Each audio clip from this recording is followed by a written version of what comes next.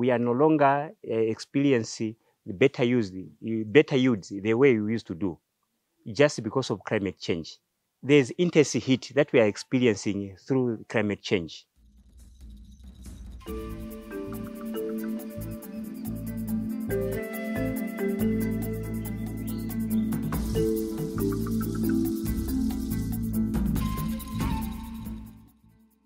Kasisi is a Jesuit mission not far away from Lusaka. Here, right now, we are at Kasisi Agricultural Training Centre, which is an agricultural center with the goal to improve the livelihoods of small-scale farmers. There's this serious problem of climate change, which is affecting almost everyone. It's a global issue. Now, because of this, it has brought also food insecurity. It has brought even the issue of malnourishment, because family members, they are no longer receiving or having at least enough food on their tables. You find that some of the seeds, because of climate change, they have gone into extinction. Zambia faces two dynamics. One is climate change, which is already now felt here in the southern part of Africa. And when you look at the projections, the southern part of Africa will be one of the regions worldwide which will be hit the strongest. And for some parts of Zambia, it means they will become more like Namibia, so very dry, very few rainfall, very scorching heat. And we have to see how can we adapt the agricultural systems to these weather extremes. We are all affected by climate change, but agroecology is one of the type of farming practice that mitigates climate change. And it's a practice that uses locally available materials. So in agroecology, we are using what they have in the community. There's always a better way of combating these challenges. And this is no other than embracing agroecological activities into our farming systems, working with nature, but not against nature. Farming is collaborating with nature to get the best results. And today we are promoting agroecology, and this means a way of farming which is environmentally friendly, but then also it has a social component that it aims to bring people together in a community to work together and to achieve something together. At Kasisi, we have like 6 areas of work.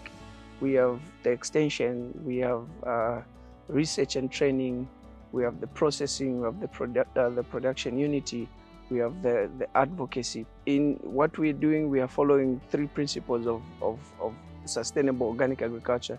That is soil fertility management, soil and water conservation, and natural pest and disease control. Under these principles, there are some practices that we follow.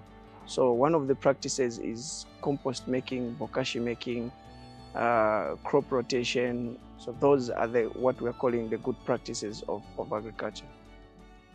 I used to do my farming just normally as everyone does.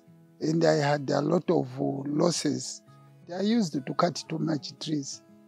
I used to burn grasses. Sometimes when I wanted to cultivate, I would just call a tractor to come and plow. By so doing, I found that I was destroying my land through soil erosion, and sometimes I was losing more. So we are doing training of small-scale farmers. We are also doing projects, extension work where we are going out in the field, working with the farmers on their farm, giving them advice how they can improve.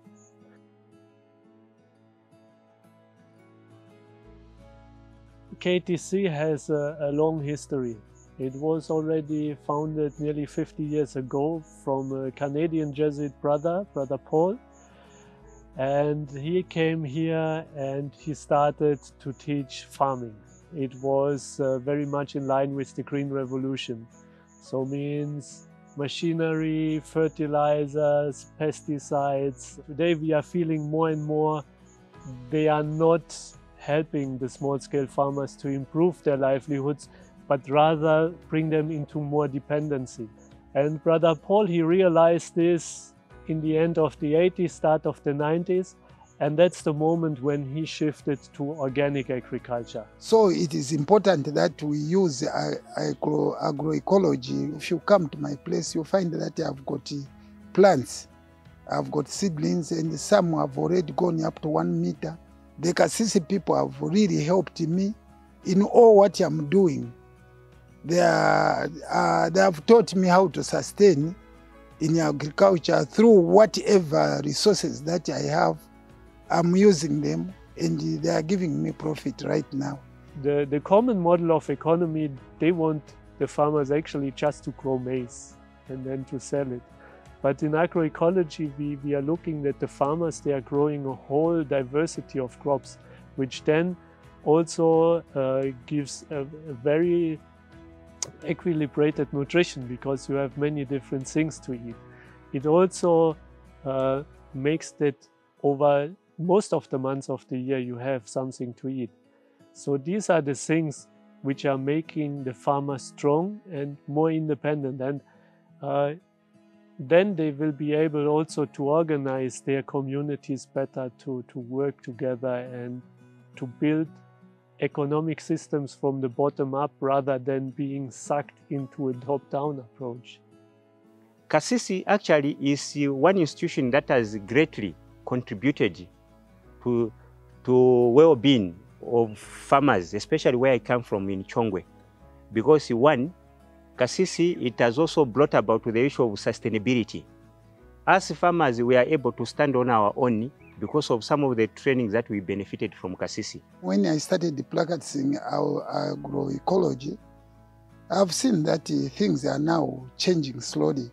Right now, I've got chickens, I've got pigs, I've got goats, which I'm sustaining myself through the Kasisi. They have taught me how to do these things. We are working at the moment on different models, how we can scale up the spread of this agroecological knowledge.